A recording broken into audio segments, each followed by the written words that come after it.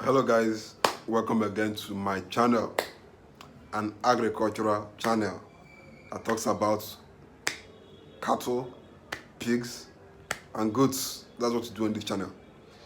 So on today's video, I'm going to be talking about how to make it in agriculture in Nigeria. You know, people always say that Nigeria is a very, very difficult place to succeed in. That's the truth, because there are not much infrastructures in this country that will encourage somebody to even go into business or even go into something as risky as farming, because farming is very, very risky. Farming is very, very risky. So today we are going to talk about how to make it in agriculture in Nigeria. This is especially for my youth, for my fellow youths out there who are trying to get into the business of agriculture, because it's a business. So that's what today's video is going to be about. So if you're watching this video, that means you have a lot of interest in agriculture. At least you have the smallest interest in agriculture. Whether you have a big interest in agriculture or small interest in agriculture, it is still an interest. So since you have an interest in agriculture, no matter how small, no matter how big, subscribe to my channel. Subscribe, because that is the only way people can help me, by subscribing to this channel, because this channel is going to grow very, very big. So let us, all of us, work together to make it grow very big. My own job is to create the content, create the wonderful and educative content, and your own job is to watch, relax and watch, subscribe, like, and also share your views in the comment section. So how will you, a young guy, a young girl, an old person, a middle-aged person, make it in agriculture in Nigeria? It is not going to be an easy process. It's going to take time. It's going to take a lot of patience. To take a lot of expenses, and it also take a lot of energy to accomplish whatever you want to accomplish when it comes to agriculture. So the first step is, there are so many areas of agriculture: livestock, crop farming, and everything. So you have to know, the first step is you have to know which project that is best for you. Don't go and do something that you cannot handle. That's what I always tell people. Before you do something, always ask yourself.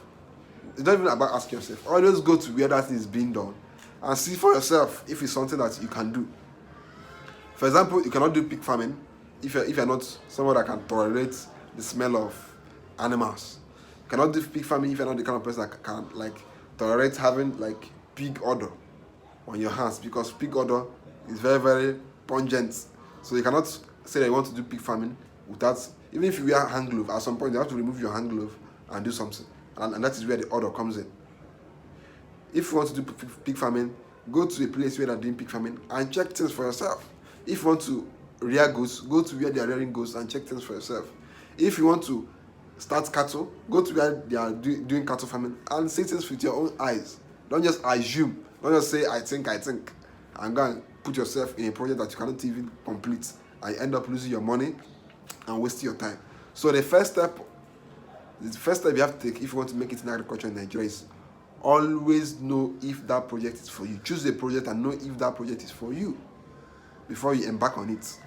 Now, once you have chosen the project that you want to do, the next thing is get reasonable knowledge on it. Don't start something with zero knowledge. You end up in the gallows of failure. That's the simplest way I can put it. You end up in the gallows of failure. Always try to make researches. There's one video I watched of Innocent. That's the guy that owns Innocent Cars, the billionaire that owns Innocent Cars. According to him, he said that before he started producing cars, before he started manufacturing cars, he learned how to make cars. He learned the business of making cars and how to make cars in Nigeria. He learned everything for 7 years, 7 good years. He studied car production and manufacturing for 7. He made researches on cars and how to manufacture and how to produce them for 7 good years. That means he was preparing himself for the business.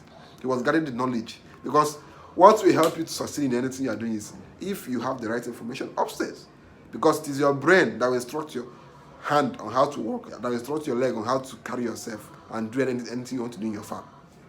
It is your head. Your head is like the central processing unit. Your legs are like the keyboard, the monitor, and the rest. That's the simple truth of the matter.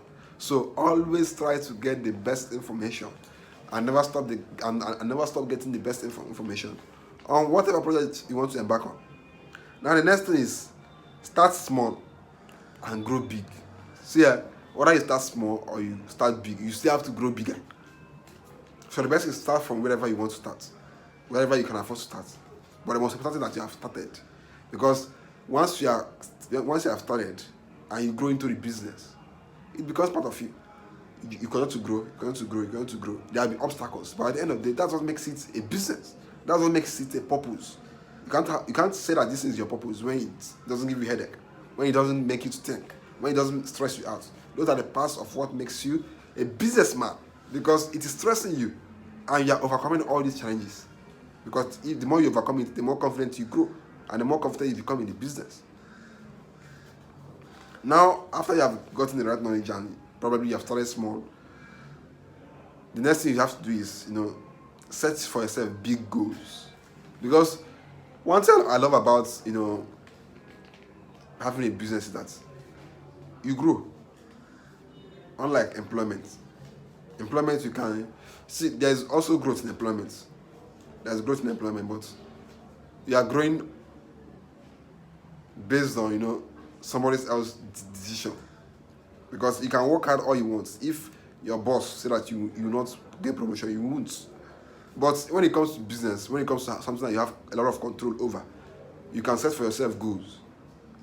You can, okay, for example, now I have like some pigs in my farm. I can be like, in the next 5 years, I want to have this number of pigs in my farm. In the next 5 years, I want to have this number of cows in my farm. In the next 5 years, I want to have this number of goats in my farm. I set the goals and I focus and I work on it. Now, but if you're working for someone, you cannot say in the next 5 years, I want to be the person that owns this company. It is not your company. You can't say in the next 5 years, I want to start earning. I want my salary to go from 50,000 naira to 100,000 naira. You can't, because you don't have control over it. You can work hard, and the person that is your boss, we say that you are not getting anything. The highest you can do is to resign and get an employment at that place, and still work for somebody else, and still allow the person to have the upper hand over you. I'm not saying that there's something wrong with employment. No, you can work to save money. You can work to save up money to start your own business. I'm not saying there's anything wrong with employment, but you have control. You have more control over your business than your employment. So that's what I love about this whole business of a thing. You always have control. You can set goals for yourself and focus on it and achieve your goals. Now the next thing you should do is, after you have set your big goals, you focus on it and you give it your all. The next thing you should do is collaborate with people or seek for investors. There are some big men out there that are looking for where to put their money. You can get their contacts, do your business proposal, meet them, give it to them. Or if you still don't want to have another person like involved in your business, there's some people that don't like that. They don't like another person having like a mouth or a say in their business.